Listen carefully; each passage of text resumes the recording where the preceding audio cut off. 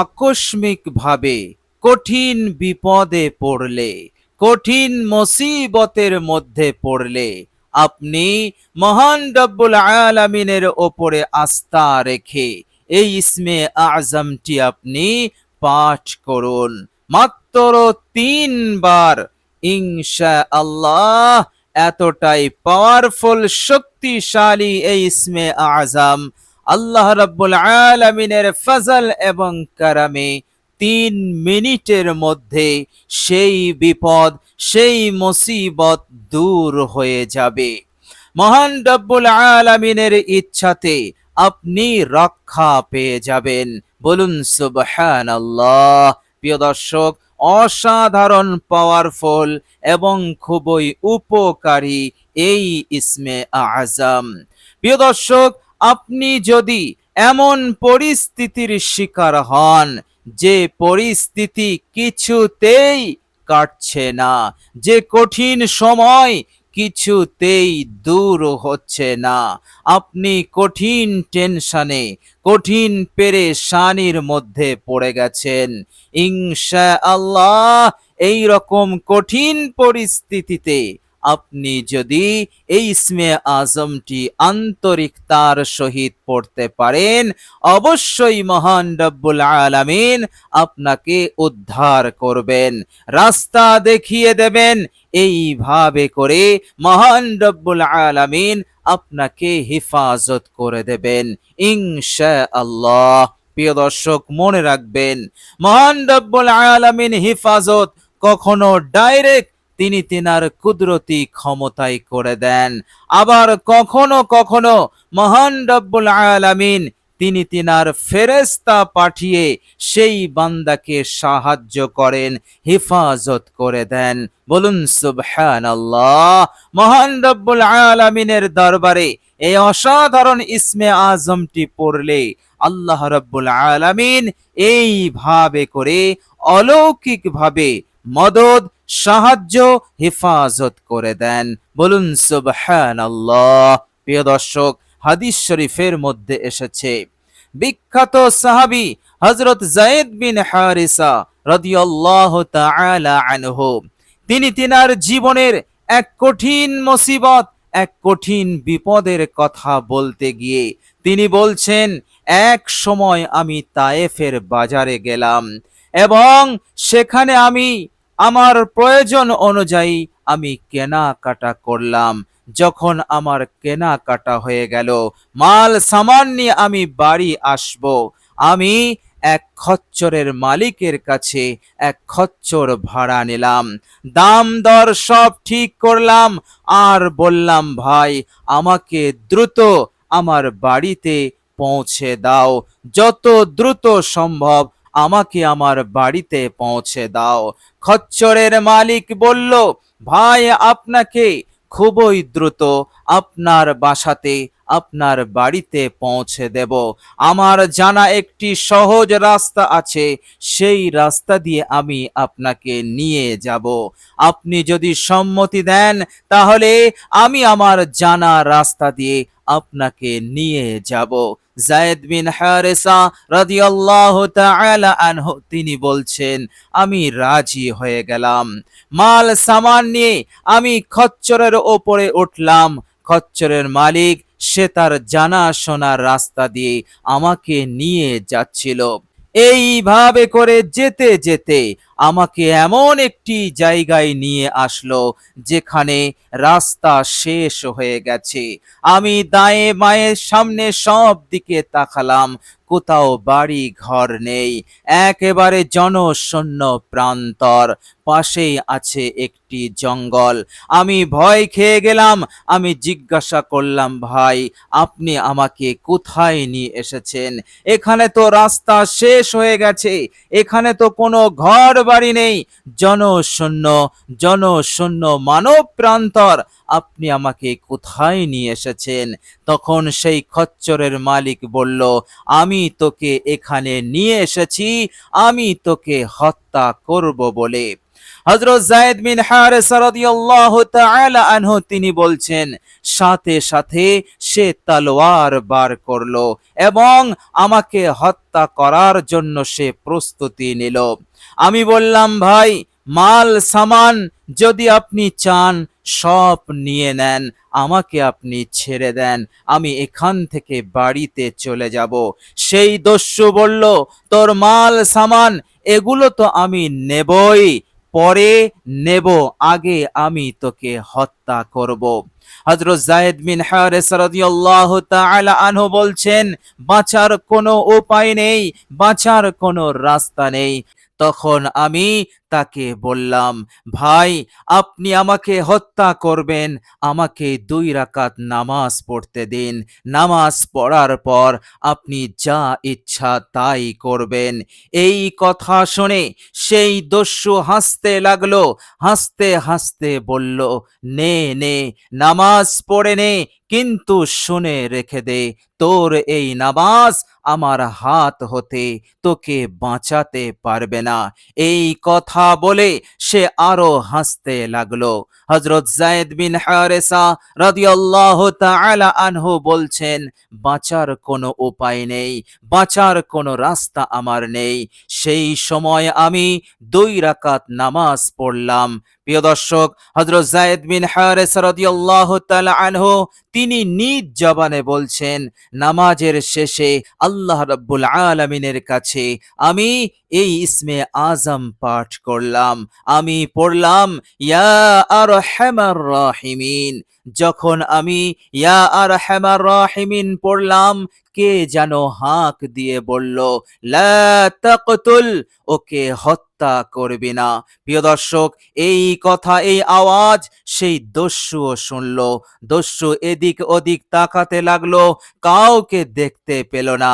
প্রিয় দর্শক, হযরত যায়েদ বিন হারেসা রাদিয়াল্লাহু তাআলা আনহু বলছেন, আমিও কাউকে দেখতে পেলাম না।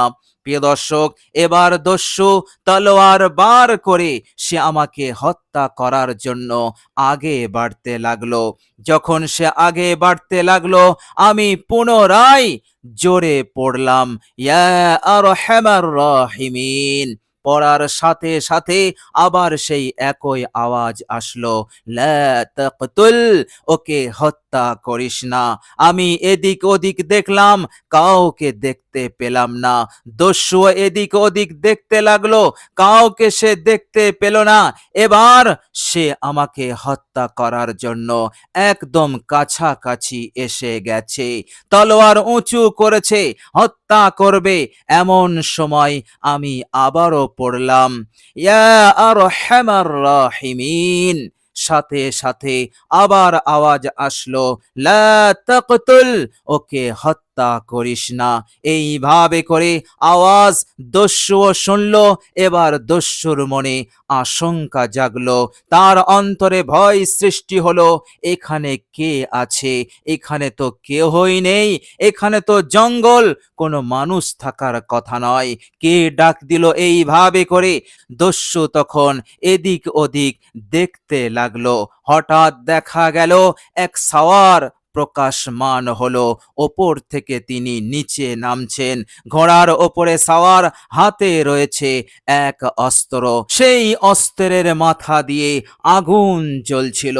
এমন সময় সেই দস্যু দেখা মাত্রই সে ভীত সন্ত্রস্ত হয়ে গেল।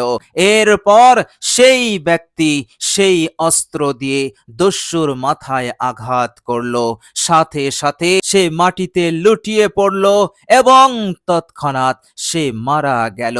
প্রিয় দর্শক, এইভাবে করে সব কিছু হযরত যায়েদ বিন হারেসা রাদিয়াল্লাহু তাআলা আনহুর চোখের সামনে ঘটে গেল। এরপর সেই ব্যক্তি হযরত যায়েদ বিন হারেসা রাদিয়াল্লাহু তাআলা আনহু বলছেন, আমার কাছে আসলেন, আমি পরিচয় জিজ্ঞাসা করলাম।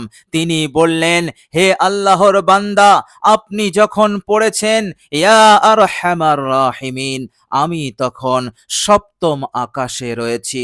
আল্লাহ রাব্বুল আলামিন আমাকে বললেন, হে আমার ফেরেশতা, আমার এক বান্দা, পৃথিবীর অমুক জায়গায় কঠিন বিপদে পড়েছে, যাও আমার বান্দাকে সাহায্য করো, উদ্ধার করো।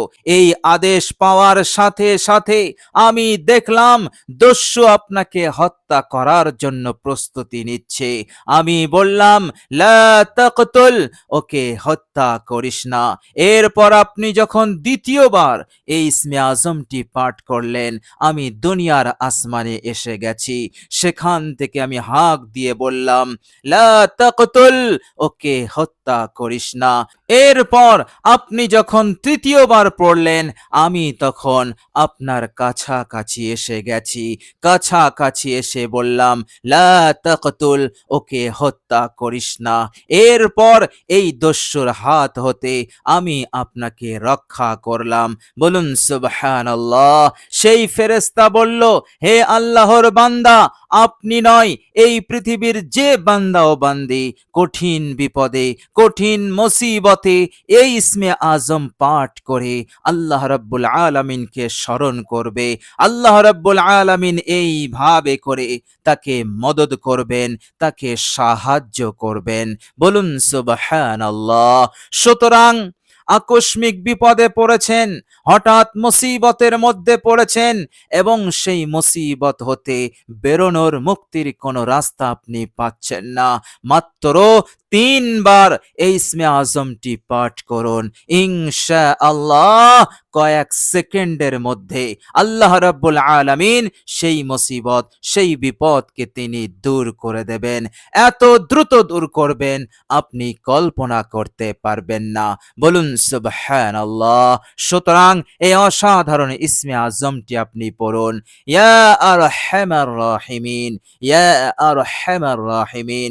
প্রিয় দর্শক, তবে মনে রাখবেন, এই ইসমে আজমটি যখন আপনি পড়বেন, অন্তরের বিশ্বাস, ইয়াকিন আপনি মজবুত রাখবেন। সেই বিশ্বাস, ইয়াকিন নিয়ে পড়বেন। বিন্দু পরিমাণ আপনি ইয়াকিনের মধ্যে, বিশ্বাসের মধ্যে কমি রাখবেন না। অবশ্যই আল্লাহ পাক সাহায্য করবেন, অবশ্যই মুসিবত দূর হবেই হবে, এর মধ্যে কোনো সন্দেহ নেই। এই রকম 100% বিশ্বাস নিয়ে মহান রব্বুল আলামিনের উপরে তাওয়াক্কুল রেখে আপনি ইয়া আরহামার রাহিমিন পড়বেন। এই ইসমে আজমটি ইনশাআল্লাহ, এই ইসমে আজমে এত শক্তি, এত পাওয়ার আছে, আল্লাহ রাব্বুল আলামিন এর বরকতে আপনাকে উদ্ধার করে দেবেন ইনশাআল্লাহ। প্রিয় দর্শক, মনে রাখবেন, ইসমে আজম এমন এক দোয়া, এই দোয়া পাঠ করলে আল্লাহ রাব্বুল আলামিনের উপরে অবধারিত হয়ে যায় সেই বান্দাকে সাহায্য করে দেওয়া। বলুন সুবহানাল্লাহ। সুতরাং ইসমে আজম এমন এক দোয়া, সবচাইতে বড় শক্তিশালী দোয়া হচ্ছে ইসমে আজম। সুতরাং এই ইসমে আজমটি আপনি পড়বেন, আল্লাহ রাব্বুল আলামিন এইভাবে করে আপনাকে হেফাজত করবেন।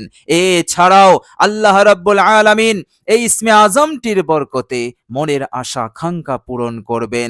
যত কাজ আধরা হয়ে আছে, যে কাজ করতে গিয়ে বাধা বিঘ্ন আসছে, আল্লাহ রাব্বুল আলামিন সব বাধা বিঘ্নকে দূরে সরিয়ে দিয়ে আপনার কাজকে তিনি সুন্দরভাবে সম্পন্ন করে দেবেন। মনের আশা আকাঙ্ক্ষাকে আল্লাহ পাক পূরণ করে দেবেন। কেননা আপনি মহান রব্বুল আলামিনের দরবারে এমন এক ইসমে আজম পাঠ করেছেন, যে ইসমে আজম পাঠ করলে আল্লাহ রব্বুল আলামিন তার হালতকে সংশোধন করে দেন এবং আল্লাহ রব্বুল আলামিনের উপরে অবধারিত হয়ে যায় তার জীবনকে এক সুন্দর জীবন দান করা, তার জীবনকে সুখময়, শান্তিময় করে দেওয়া, বিপদ আপদ মুসিবত হতে হেফাজত করা এবং সংসারে সচ্ছলতা, স্বাচ্ছন্দ্যতা দান করে দেওয়া। বলুন সুবহানাল্লাহ। তো প্রিয় দর্শক, আন্তরিকতার সহিত বিশ্বাস নিয়ে পড়ুন, অবশ্যই আল্লাহ রাব্বুল আলামিন আপনাকে সাহায্য করবেন ইনশাআল্লাহ।